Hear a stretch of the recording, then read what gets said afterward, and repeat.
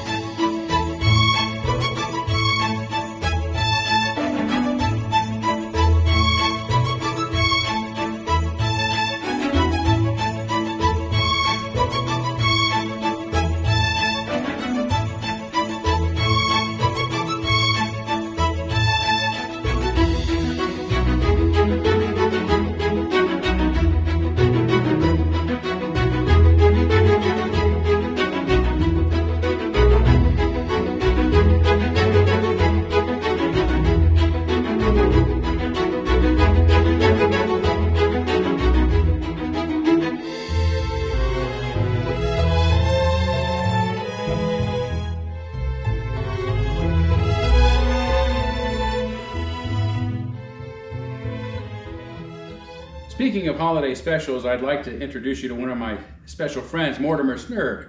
Please say hello, Mortimer. Well, say hello? Yes, say hello. Oh, to who? Well, to the audience, of course. Well, the audience?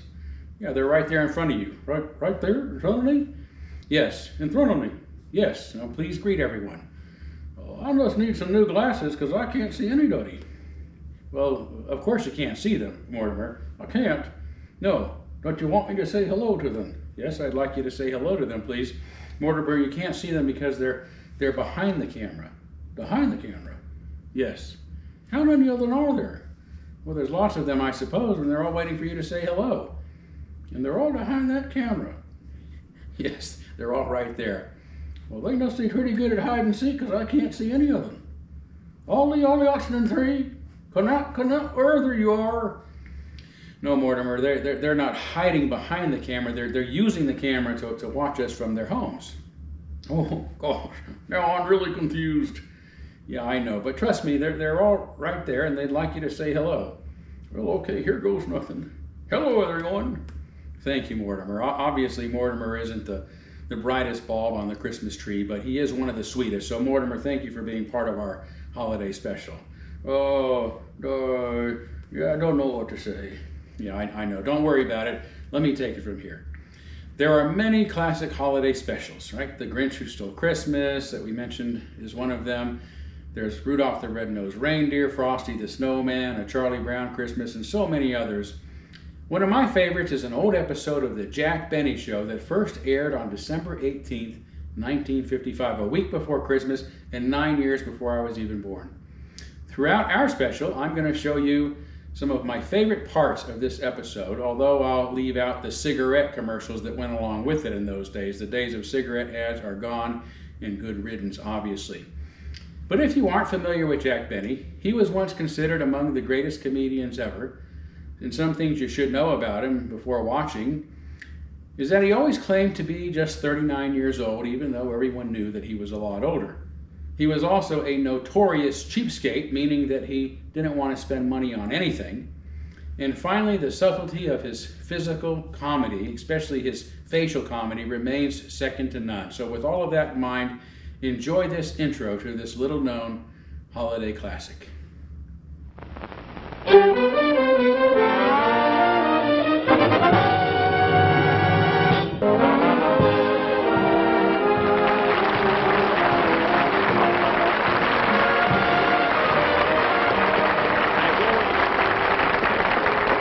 Thank you very, very much, ladies and gentlemen, and welcome to the Lucky Strike program. Well, here it is, a week before Christmas, and I haven't even started to do my shopping yet. I guess it's because, I don't know, every year it's such a problem for me. I have so many people that I have to remember. My cast, my staff. There's Don Wilson, and there's Dennis Day, and then there's Rochester. You see, Rochester has been working for me for over 18 years, and it's so hard to know what to get for him. He's got nothing.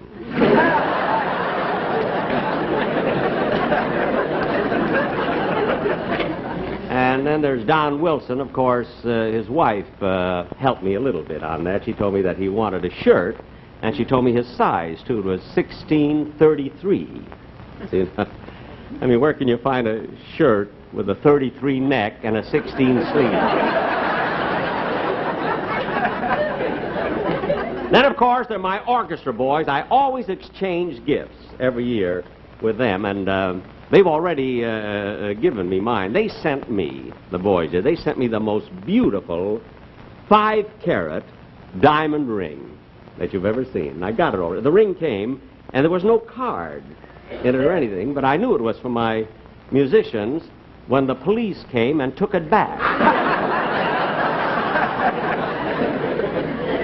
Fortunately, in our next musical arrangement, the clarinet player has a 10-year rest.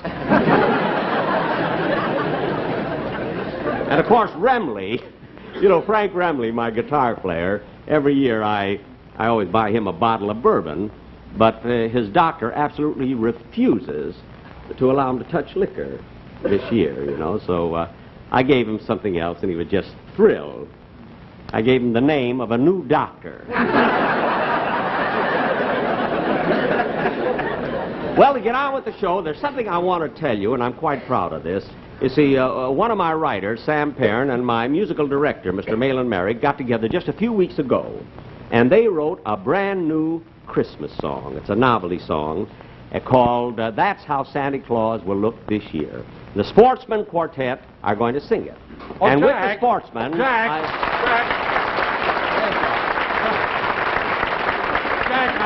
I'm really sorry to interrupt, but before the Sportsmen come out to do the number, I want you to meet Mr. Enrico Scortacini. Mr. Scortacini, how do you do, sir? How do you do? It's my pleasure, sir. I can't tell you how much I have looked forward to performing on your show tonight. Well, that's it. You're going to perform on the show? Oh, yes, certainly, Jack. You see, we want to do this number properly, so I took the privilege of hiring Mr. Scorticini to work with the sportsman. Oh, well, good, good. I mean, you know, we want the number to go right. Yeah, we sure do. Oh, and something else, Jack. Mr. Scorticini has consented to come on the show for only $1,000.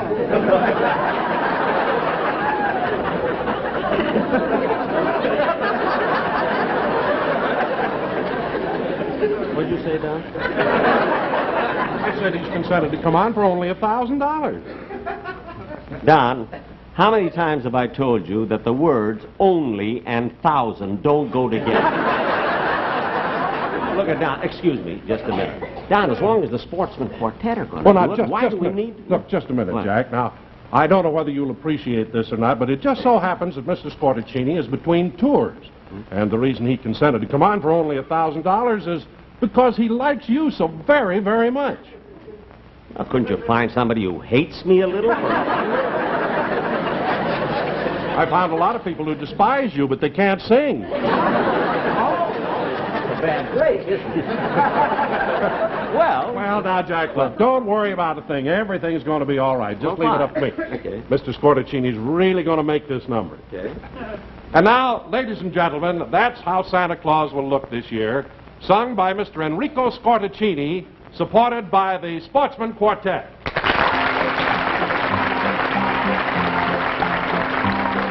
With a long white beard and a suit of red and a Davy Crockett hat on his head. That's how Santa Claus will look this year. And to get us all of the things we need, he will ride the plains on his trusty steed. Way out west will be his new frontier. With a yippee-yi, Ho, ho, ho. he'll act so jolly. He will yippee-yi, Ho, ho, so ho. loud and clear. With a long white beard and a suit of red and a Davy Crockett hat on his head. That's how old Saint Nick will get his Christmas kick. Yes, that's how Santa Claus will look this year. With a yippee-yi, Ho, ho, ho. he'll act so jolly. With a yippee-yi, Ho, ho, ho. so loud and clear. This coming year. Ho, ho, ho, ho.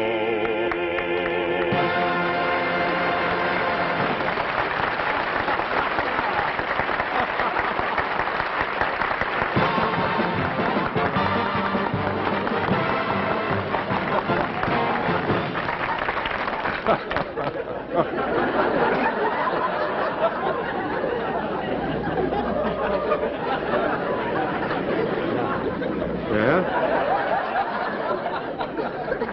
Don, $1,000 for a ho-ho-ho? That's ridiculous. Well, I thought he was a real bargain. Oh, you did, eh? Well, Yeah. the next time you hire somebody without consulting me, you understand? I'm going to ring your size 33 neck. Now go, will you? Go? Yes. Oh, I can't understand, Jack. Doggone it, I try to give a little class to the show.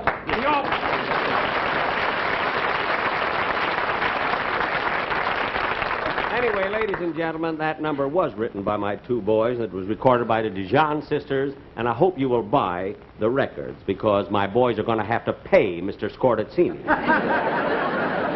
We'll see who gets the last ho-ho-ho.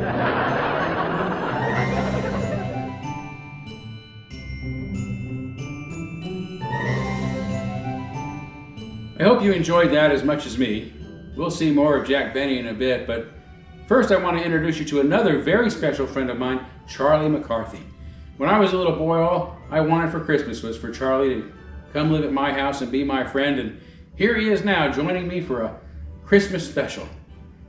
Yes, and speaking of Christmas, have I ever told you how much I admire your generosity and selflessness? No, quite the opposite, Charlie. Just last week you were saying I was the most selfish, cheapest, and stingiest person you know. Yes, well, that was then, and this is now. People can change, you know. Just this morning I was telling my friend Skinny Dugan what a thoughtful, giving person you are. You want to borrow some money, I take it. How'd you know? What happened to your allowance? I lost it. You lost it. That's right. You mean you were playing dice again? Only for a few minutes. Charlie, I told you before, gambling is no way to get ahead in life. You're going to need to spend and invest your money more wisely than this. Yes, and I finally learned my lesson. So you mean if I lend you the money, you're not going to gamble it away playing dice? That's right. I won't gamble any other way playing dice ever again. All right, how much do you need? Oh, $200. $200? That's a lot of money, Charlie. And you still owe me $50 from the last time you borrowed money. Yes, and I'm planning to use some of the $200 to make a down payment on what I already owe you. So let me get this right. You're going to use my money to pay me back what you already owe me. That's right. All right, Charlie, just what do you need that much money for? Well, if you must know, I'm going to use it to buy you a Christmas present. You're going to buy me a present. 'Tis the season to show gratitude to those who are most meaningful in your life. Geez, Charlie, I feel like a hill. I'm sorry that I gave you such a hard time. I'm touched that you would think of me. Well, I wanted to be a surprise that you had the tush. I'm sorry, Charlie. I should never have doubted you. And say $200 is a lot of money. You must be planning on getting me something pretty nice, huh? Mind giving me a hint? A hint, you say? Yeah, just a little hint. Well, I know how much you enjoy going to the movies. I love going to the movies. You don't mean, with that much money, you could buy me movie passes for an entire year. More like a night at the movies. A night? Listen, Charlie, I hate to look at a gift horse in the mouth, but $200 is a lot of money. Even with popcorn and a soft drink, it's not likely to cost more than $30. Yes, you can forget the popcorn and the soft drink, and you might want to use your senior discount. My senior discount? Yes, and make it a matinee performance. Charlie, a ticket to a matinee will hardly cost you anything. Now, I must know, what are you planning on doing with all of that money? Oh, touchy, aren't we? There are other people in the world, you know. I had other friends who need their spirits lifted, and to know that someone cares about them. Geez, when you put it that way, you're a good and thoughtful friend, Charlie. Of course I'll lend you the money. You promise? I promise. That's good. For 'tis the season to remember it is more blessed to give than to receive. Thanks for reminding me. And say, Charlie, what other friends are you giving gifts to? Well, there's Skinny Dugan. Yeah, what are you getting Skinny? Well, I'm giving him the latest detective comic book. Hey, I know Skinny loves comics, Charlie, but a new comic book costs less than a movie ticket at matinee prices with the senior discount. Who are you going to give? What are you going to spend the other $187.75 on? My God, when did you become an accountant? When I found out you were buying me a matinee movie ticket with my own money. Well, don't forget the senior discount. All right. So what else are you buying for Christmas? Well, if you must know, I have a friend named Joe Cotton III. Joe Cotton III. Joe Cotton III. His name sounds familiar. Do I know him? Well, perhaps Joe is an athlete, but he's been in a string of their luck lately, and I thought a generous gift. And I'd let him know he's not alone, and that someone still believes in him. That's really thoughtful of you, Charlie, and it's very kind. Well, I try my best. But it can be difficult when you keep worrying about how I'm going to spend your money. You're right, Charlie. As long as it's for a good cause, I can't complain. That's what I like to hear. No complaints. What kind of athlete is Joe Cotton, anyway?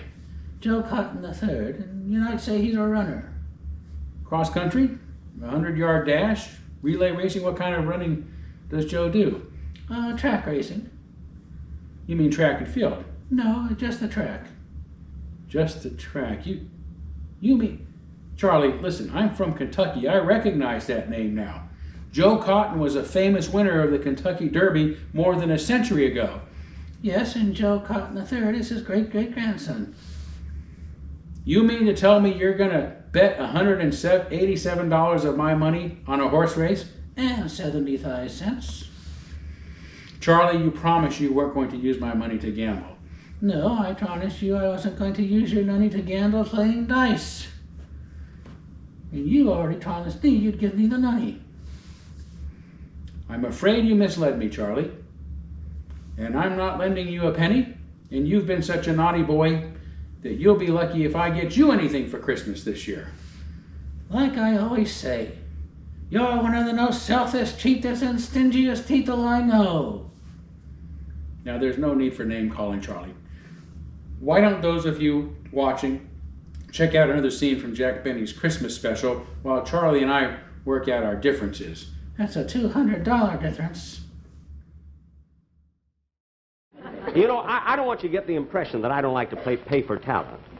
Because I will, if the talent merits it. Now, for instance, in a short time now, in a few weeks from now, I'm going to do a show where I want to use a ventriloquist as a guest star.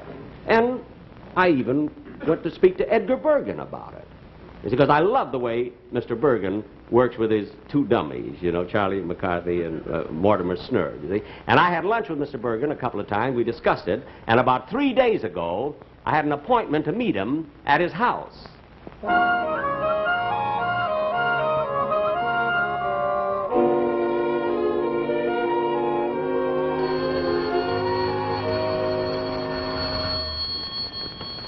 Mr. Bergen's residence. Oh, it's you, Mr. Bergen. Yeah. Yeah. If he comes, I will tell him to wait. Yeah. Jingle bells, jingling all the way. Oh, what fun it is to ride in a one-horse open sleigh. Root, hooty, hoot.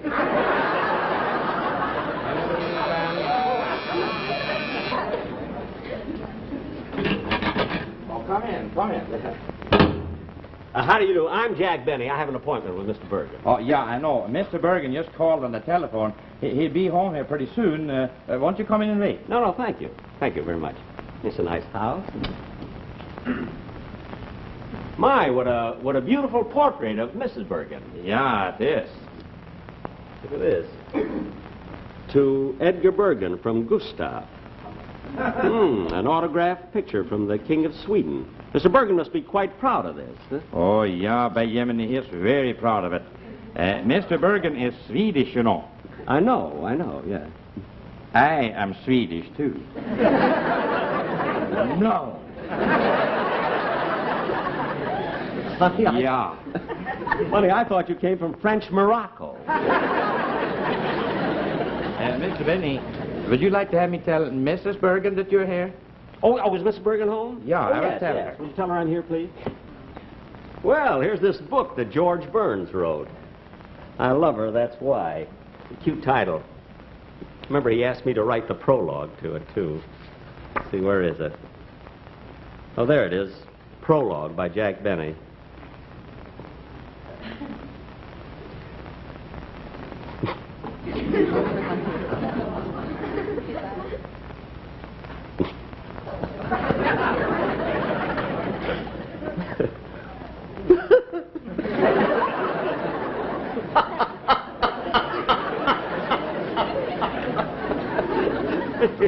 I was really in good form when I wrote that prologue.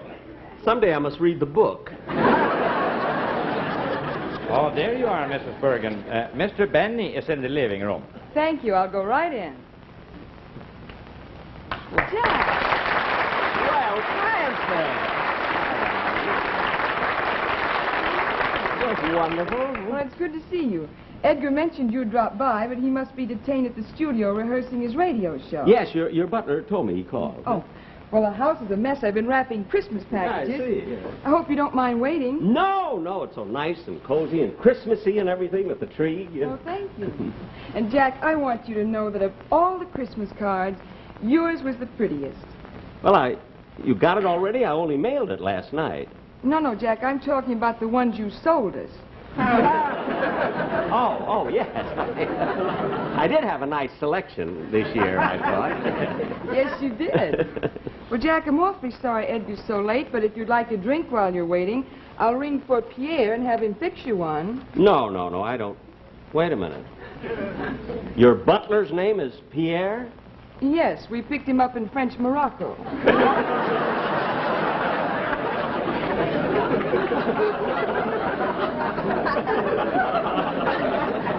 That's the darndest thing I ever heard. Say, Francis, you know, when I was talking to Edgar about being on my show, he told me something about you that I didn't know. Oh, what's that? Well, he told me that you sing.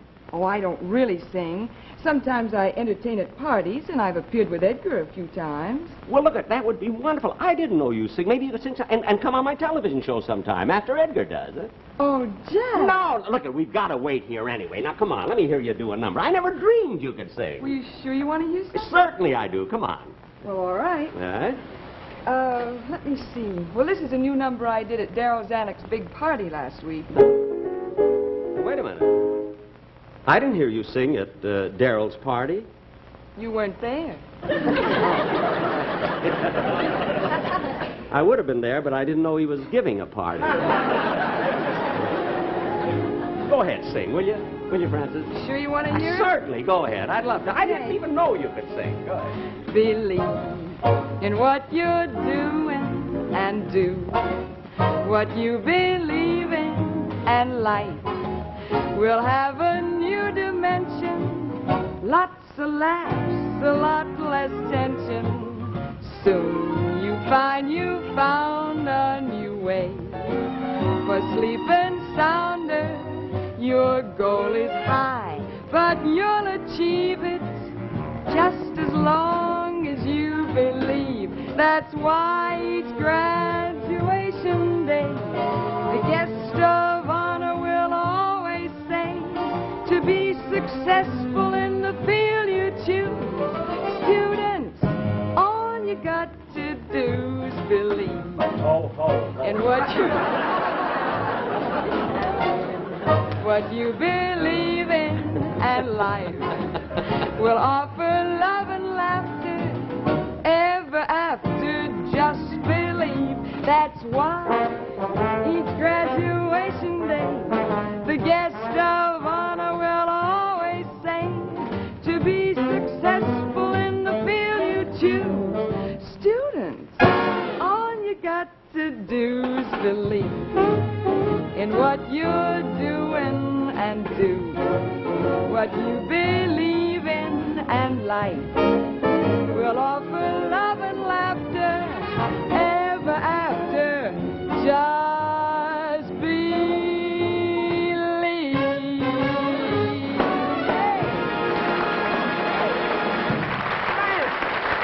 Francis, that's just wonderful. Certainly. Believe me, if I'd have known that you sang, I certainly. Oh.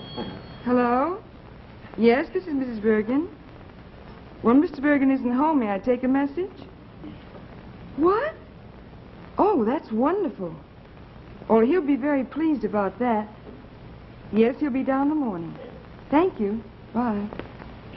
Gee, isn't that lucky? Why? What was it? Edgar's 5-carat diamond ring. The police got it back. Oh.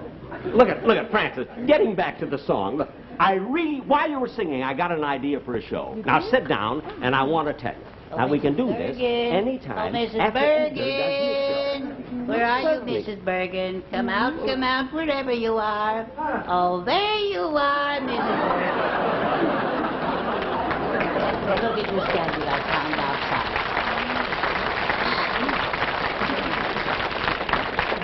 Say, can I go down to the city dump some slug rats with Skinny Dugan? Only 1 hour, Charlie. Now, wait a minute. Come back here. Huh? You've got a stain on that tie. Now, go to your room and get another one. One little stain. One stinking little stain. You gotta have a clean tie to slug rats.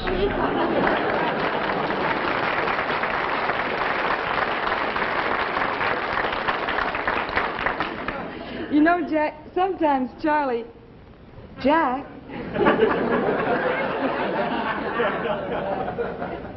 What's the matter, Jack? Francis, that was Charlie McCarthy. Oh, certainly. I don't know why that boy But always... Francis, he's real. What are you talking about? Francis, all these years, I thought he was a dummy. Oh, now, Jack, you've been in show business all your life. How can you be so naive? I don't know. I don't know. I can't get over it. How is this, Mrs. Bergen? Oh, fine. Here, come on, let me try it. Okay. Yeah. Oh, it still has a sting on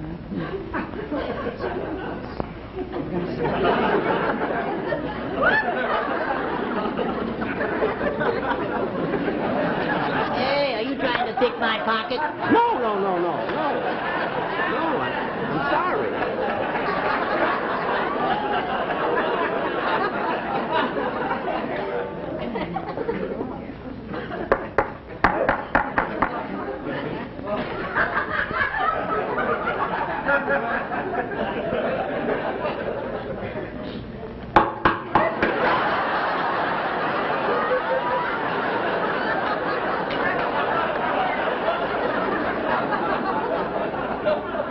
That I don't understand at all. Oh, I never was any good with men's ties. Maybe Mr. Benny will tie it for you. Yeah, would you please? Yeah, it's a little crooked here. 39, he says. There you are. There you are, Charlie. No, thank you, 39. The last time he saw 50 was on the speedometer.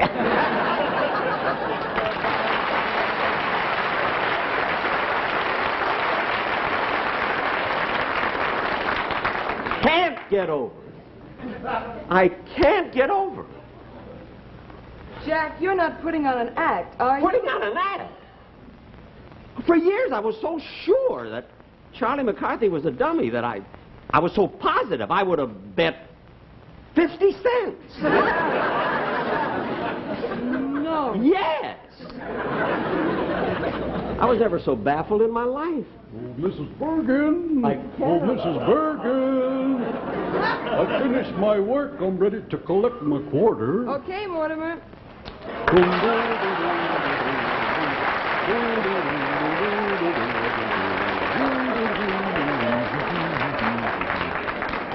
Oh, no.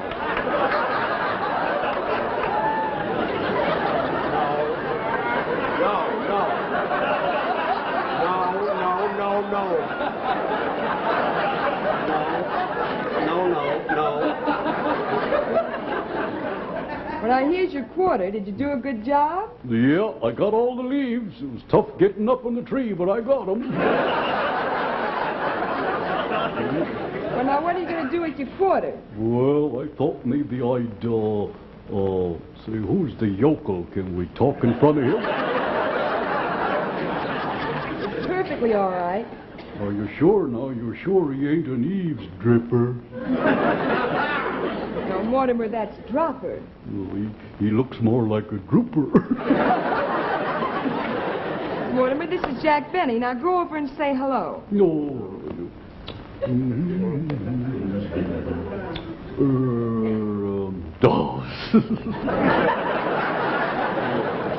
Well, what was it you told me to say to him? I told you to say hello. Oh,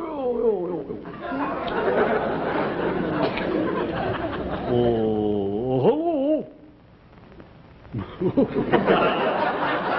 You're Mortimer Snerd. Oh, excuse me. I know I'm Mortimer, but what was that last part he threw at me? Snerd, that's your last name. You are Mortimer Snerd. Now, we've told you that hundreds of times. But not today. What did you say your name was? I'm Jack. Benny. Yes, Jack Benny. I'm confused. You're a little hard of thinking, too. Now, Mortimer, this is Jack Benny, star of stage, screen, radio, and television. Oh, you Jack Benny that on the radio? Yes, yes. And on the stage? Yes. And you got your own television show? I have. Well, Jack Benny. Oh, then you've heard of me. No.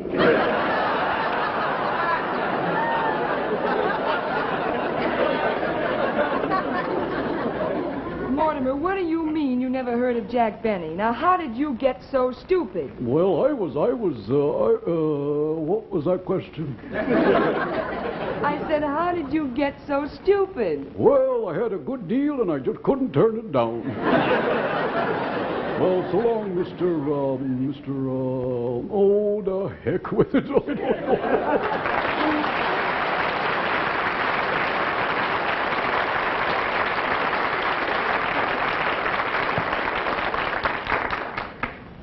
I was never so confused in my whole life. I just can't figure it out. I was never so baffled. I just can't understand.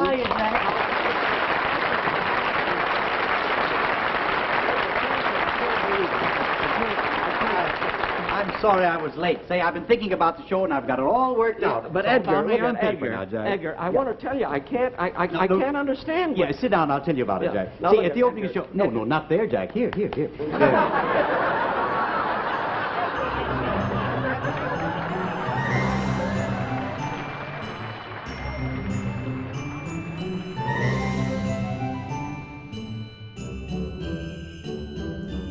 Welcome back. While you were away, we agreed that I'll lend Charlie the $100, from which I'll subtract the $50 he already owes me, leaving him another $50 to buy presents for his friends. None of which can be spent on gambling. Is that right, Charlie? Yes, that's right.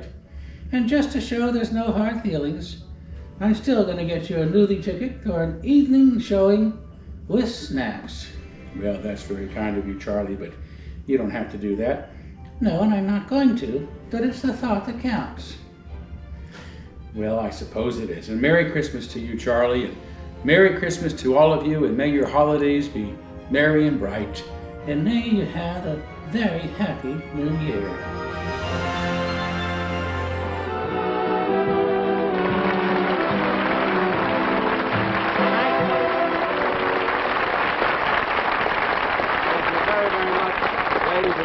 Francis, I want to thank you and Edgar, both of you, for being on my show. Jack, we enjoyed it very much. Oh, we thought it was lots of fun, Jack. Well, I'm so glad you did. And Edgar, I also want to wish you a lot of success on your own new television show, which starts January 3rd on CBS. That's I right. wish you a lot of luck on that show. Thank you, I'm Jack. sure you will.